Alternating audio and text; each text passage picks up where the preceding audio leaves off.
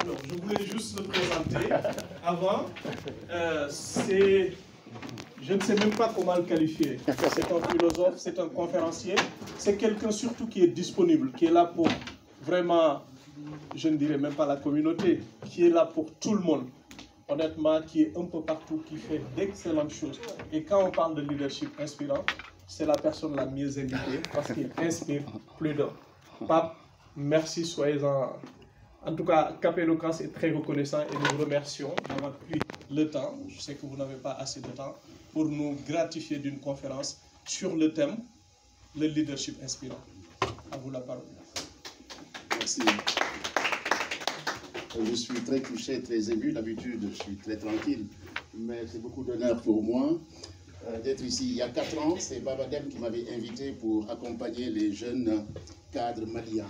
Et donc, je les ai accompagnés sur Cheikh Anta Diop, différents auteurs. Et Abou, qui me connaît un peu, a osé cette fois-ci me solliciter parce que je ne suis pas tendre, je suis très exigeant. Je rappelle tout de suite, j'annonce la couleur. Je suis élève du professeur Djibril Samb, je ne sais pas si vous connaissez, qui a remplacé, qui a dirigé l'IFAN pendant 10 ans, donc qui est très cartésien, extrêmement cartésien. Je suis élève de Souleymane Bachir Diagne de jeunesse, je le précise, quand je lui dis, il rigole, puisque je fais partie de ses premiers étudiants. Nous avons beaucoup travaillé avec ces professeurs-là qui m'ont inspiré, qui m'ont inspiré. Et à présent, quand ils voient mes travaux, quand ils m'écoutent, ils sont très contents. Et c'est ainsi qu'on remercie un professeur. On ne peut remercier qu'un professeur qu'en essayant de faire comme lui. Ils sont beaucoup plus forts que moi. Mais je ne suis pas mauvais. Ils m'ont bien enseigné. C'est pour vous dire, ne soyez pas modeste aussi. Mais pour ne pas être modeste, il faut avoir les reins solides. Et Abou l'a démontré tout à l'heure, il a cité des auteurs. Le jeune homme a cité Aristote, qui est un des maîtres de l'éloquence, qui enseigne effectivement la rhétorique partout. Et c'est pour vous dire tout simplement aussi, qui que vous puissiez être, vous allez philosopher. Que vous le vouliez ou pas, vous allez philosopher. Et je vous le démontrerai tout à l'heure, puisqu'effectivement nous sommes dans un monde où on va pratiquer, on va faire de la pratique, mais on va réfléchir aussi sur ce qu'on fait. Et celui qui ne le fait pas, ce n'est pas bon du tout, c'est ce qu'on appelle la méthode réflexive. Donc on utilise les mathématiques, la logique, dans tout ce qu'on fait. On m'a demandé de travailler, de vous présenter un exercice relativement difficile, puisque quand vous tapez sur Google, leader, vous avez 340 000 définitions, etc. Et on me demande de travailler sur ce sujet. Vous conviendrez avec moi que je vais tenter tout simplement de vous donner quelques clés, tout simplement, puisque j'ai 15 minutes et je suis très bavard. Je vous fais confiance pour m'arrêter. Voilà, j'ai produit beaucoup de choses, mais j'irai très vite. Je voudrais d'abord, le philosophe définit d'abord. On ne peut pas penser une chose si vous ne la définissez pas. En même temps, définir, c'est enfermer. Donc vous voyez que je vais commencer à vous perturber. Définir, c'est enfermer. C'est Kizerbo qui me l'a appris. Je vais aussi vous apprendre effectivement à penser avec nos anciens, puisque souvent on va citer Aristote, Platon, etc. Mais je vais citer Kochibarman, je vais citer Ndamal Gomas, je vais citer Cheikh Anta Diop, etc., etc. Pourquoi? Pour tout simplement donner la lumière à nos jeunes, leur dire que nous aussi nous savons. Eh bien, je le dis exprès parce que nous avons beaucoup de jeunes qui ne savent pas. Mais c'est à nous les anciens de transmettre. Et c'est tout le travail que j'ai fait en France et à travers le monde jusqu'à Tahiti, où j'ai créé le café de philosophie. Et quand je suis très fier de le faire parce que c'est un noir qui va à Tahiti, à 25 000 km d'ici, pour créer le café de philosophie de Papeete, l'une des plus belles villes du monde, les plus belles plages du monde. Que signifie leader? Le leadership est un terme emprunté à l'anglais. Défini. Alors, vous avez parlé de tract, tout le monde a le tract, mais il y a le tract positif. Je pense que le monsieur du milieu, c'est ce que vous vouliez dire. Tout le monde a le tract, mais il y a le tract positif. Et le tract est un moment tout simplement qui va vous booster, qui va vous... etc. Et on le sent dans la voix. Mais ce n'est pas négatif, c'est tout simplement qu'on est ému, qu'on est... Je parlais avec la jeune femme sur le corps, comment le corps réagit, etc. Et tout ça fait partie effectivement de l'utilisation qu'on va faire de la voix et du corps. Et Socrate disait, soma sema, le corps et le tombeau de l'âme. Donc c'est un terme emprunté de l'anglais qui définit la capacité d'un individu à mener ou conduire d'autres individus. Conduire, vous avez parlé effectivement de voiture, de permis de conduire, c'est un accident. Hein? Voilà, ce que vous dites, je tombe dessus, et c'est très bien. Hein? C'est ce qu'on appelle la synchronicité, ou bien les occurrences, comme l'on l'a appris le professeur Dipulsan. Le but, c'est d'atteindre des objectifs. On dira qu'un leader est quelqu'un qui est capable de guider, d'influencer et d'inspirer. On dira alors qu'il est capable de guider, d'inspirer. C'est un cerveau, c'est un chef, c'est un dirigeant, c'est un meneur, c'est un porte-drapeau, c'est un responsable, c'est une tête. Bopula, Kangala. Au Sénégal, il est Bopula, Kangala. Hein? Le terme leader désigne toute personne à la fois, les hommes et les femmes, qui a une influence marquante sur les membres de son équipe, qui contribue à la cohésion de l'équipe. La cohésion de l'équipe. Bien souvent, vous savez, il y a ce qu'on appelle les conflits internes dans la gestion, parce qu'effectivement, on est dans la diversité. Comment? Et ça, je l'ai enseigné pendant 10 ans à l'UFM de Franche-Comté. Je disais à l'enseignant comment l'enseignant peut gérer. Je travaillais beaucoup sur ce qu'on appelle les classes interculturelles. Dans une classe, vous avez 25 nationalités. Comment le professeur qui a 22 ans, donc inexpérimenté, on revient à ce que vous disiez, va gérer une classe aussi diverse. Et qui était en faute? Nos enfants. Donc j'ai créé ce centre à Besançon. J'étais le premier à l'introduire et j'en suis fier. Introduire un enseignement sur les cultures africaines pour préparer les jeunes professeurs à connaître l'autre, sinon on mettait nos enfants en difficulté et en échec. Donc ça, c'est moi qui l'ai créé. Alors, inspirer, créer chez quelqu'un, en particulier chez un artiste. On l'utilise souvent chez les artistes. On va dire, Paris inspire beaucoup les artistes. Paris, c'est-à-dire qu'on a Paris, ça donne beaucoup l'occasion de créer, la création, etc. Un état privilégié qui lui favorise la création, l'imagination, l'invention. Paris inspire beaucoup d'artistes. Vous avez vu, c'est la capitale des artistes. Hein. Beaucoup d'artistes ont séjourné à Paris. Beaucoup. C'est créer, comment dire encore, c'est intéresser et donner l'occasion à quelqu'un, à son imagination, à ses capacités intellectuelles, de s'exercer facilement. On est en entreprise. On est en entreprise. Dans l'entreprise, il y a la diversité. Comment utiliser toutes ces diversités en faire un? Voilà la grande question qui est difficile. Et pour cela, tout le monde ne peut pas s'improviser leader. Il faut quelqu'un. Le leader, il faut savoir, il est choisi, il s'impose naturellement, il peut s'imposer naturellement, il est construit, etc., etc. Ou bien on peut dire, ah, on va choisir telle personne qui sera notre leader. Les synonymes de leader, c'est communiquer, engendrer, infléchir, influencer, infuser, insuffler, souffler, susciter. Je vous donne ces mots-là parce que quand on dirige ou quand on est dans une structure, c'est bien de maîtriser la langue. C'est bien d'avoir des outils. C'est bien de savoir communiquer, mettre les mots à la place qu'il faut.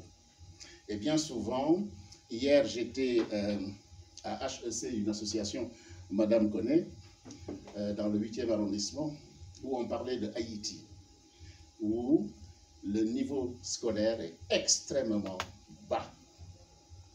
Voilà, on va les aider pour effectivement relever le niveau, voilà, par différentes techniques, etc., etc. Donc c'est pour vous dire que le niveau de langue est extrêmement important en entreprise et même pour soi. Pour soi.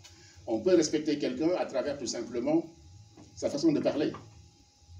Quand on était étudiant à Besançon, on allait dans les villages avec nos copines françaises.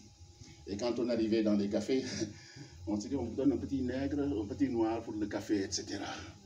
Et nous, comme on parlait comme Senghor, avec une langue parfaite, hein, ils étaient tous grands, hein, j'étais le plus petit.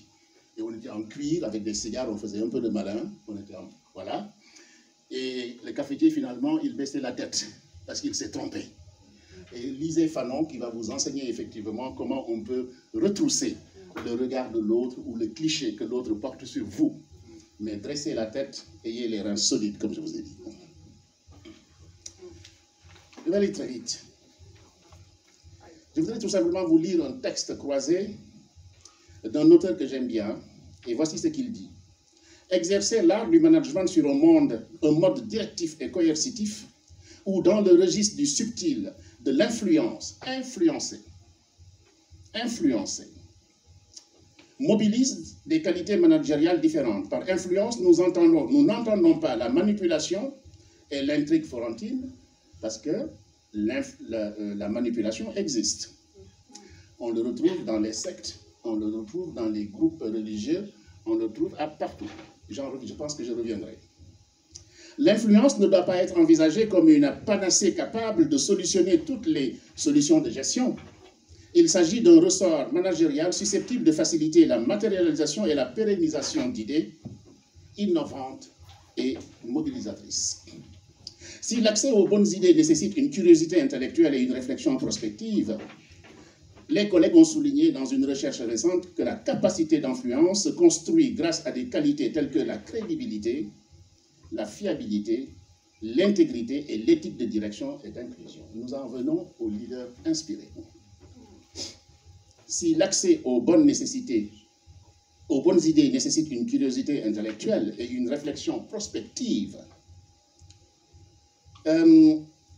l'inclusion, la capacité d'inclure, la capacité de mobiliser toutes les forces pour produire une unité, c'est cela l'idéal.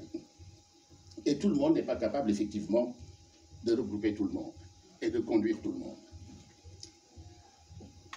En ce sens, l'influence n'est pas une coercition qui oblige au changement, mais une persuasion patiente.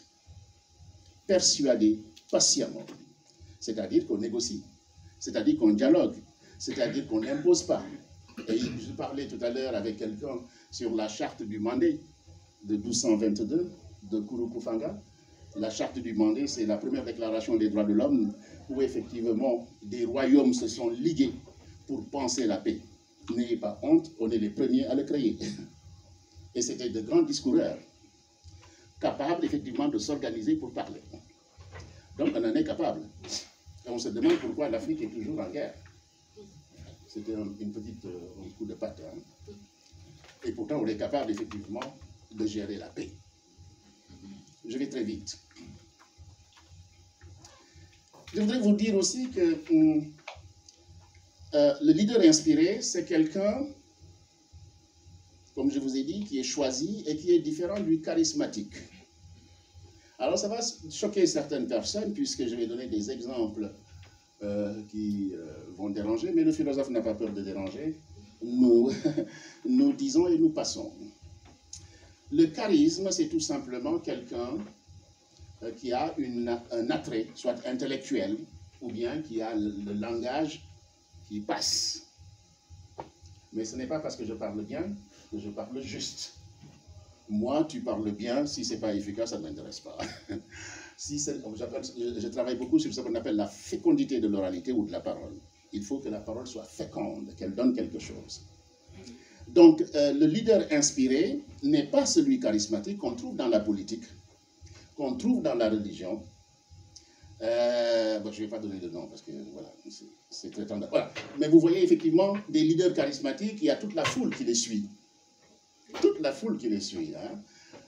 C'est très bien, mais le philosophe va gratter pour savoir 2 minutes. Parfait.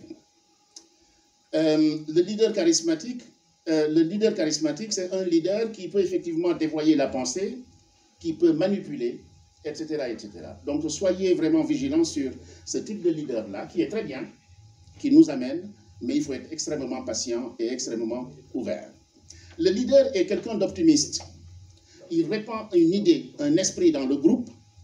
Il est effectivement, on dit souvent, par exemple, vous savez, on dit souvent, comment dire encore, la personne qui est incapable de décider, c'est bordel au carré.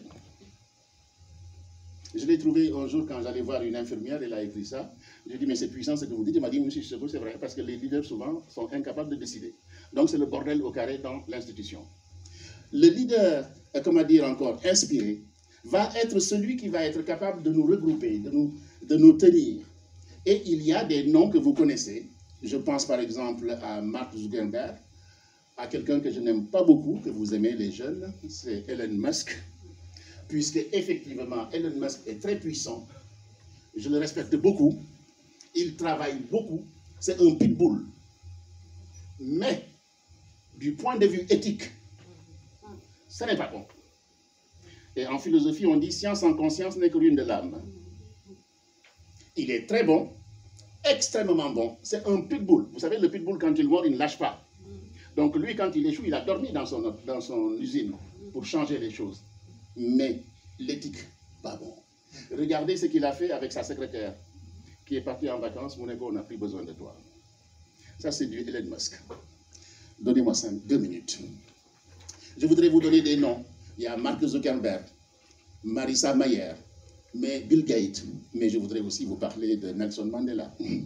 Je voudrais vous parler aussi de, comment dire encore, de Chon Nyan. Chon Sek ou Chon Nyan, le jeune Sénégalais. Chon Nyan, merci.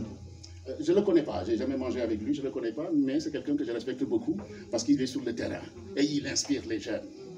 Je voulais vous citer Dick Rivers, ou Doc Rivers, ceux qui font du basket. C'est cet entraîneur américain qui échoué et qui s'est inspiré de Ubuntu de Nelson Mandela pour coacher son équipe. Et il a commencé à gagner. Parce qu'il leur dit, vous ne jouez pas seuls, vous jouez tous ensemble. C'est à partir de ce moment-là qu'ils ont commencé effectivement à gagner. Donc, Chon Nyan, les Celtics, hein, c'est, voilà, je finis, jeune homme. Mais comme je suis le grand frère, il faut me pardonner. Et je finis. Pour conclure, vous m'excuserez, j'ai que 15 minutes, j'ai haché, mais vous irez chercher après, je vous fais confiance. Le leader inspire, on l'a compris. Il doit être un modèle qui insuffle et tire vers le haut. C'est le pédagogue qui donne et montre par son exemplarité le chemin. C'est celui qui mouille sa veste.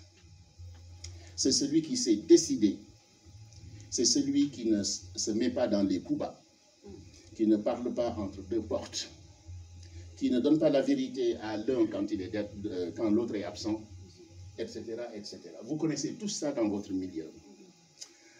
Le leader inspiré a une éthique. Et moi, je tiens beaucoup à l'éthique. La morale, c'est la conduite. L'éthique, c'est qu'est-ce que ça va produire. Et je vous ai dit, science en conscience n'est que l'une de l'âme. Extrêmement important. Vous avez vu quand on a commencé à travailler sur les clones.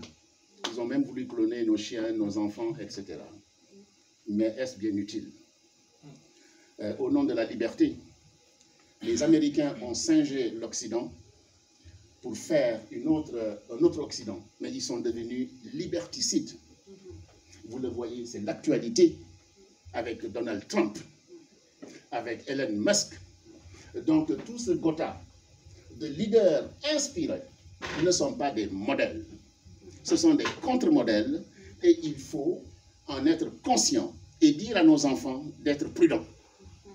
Nous sommes des parents, j'enseigne depuis 25 ans ce qu'on appelle la parentalité. Il faut parler à nos enfants, instruire nos enfants. C'est intéressant, Elon Musk, mais faire attention. On dit souvent en philosophie, on va sucer la moelle, mais on ne va pas avaler l'os. Excusez-moi. Voici ce que je voulais vous dire. Merci beaucoup, professeur. C'est une source d'inspiration. Alors, moi, je vous ai découvert aujourd'hui, mais je vous admire. Merci, parfait. Parce qu'il y a des mots qui sont sortis et je pense que nous sommes tous concernés. Parce qu'étant professeur, 25 ans, voilà, dans l'enseignement, je pense que c'est une bibliothèque qui est ici. J'espère que vous avez tous noté. Non, oui, il y a des gens qui ont noté, mais il y a d'autres qui n'ont pas noté quand même. Mais c'est parfait. Non, mais c'est inspirant parce qu'on ne se rend pas compte de ce qu'on a. On ne se rend pas compte de l'époque où on vit. On ne se rend pas compte où le monde nous mène. Et c'est hyper important.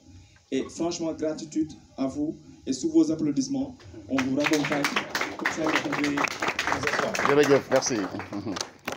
Merci beaucoup. Alors, Alors nous vivons dans un monde où tout le monde s'auto. Merci beaucoup. Merci.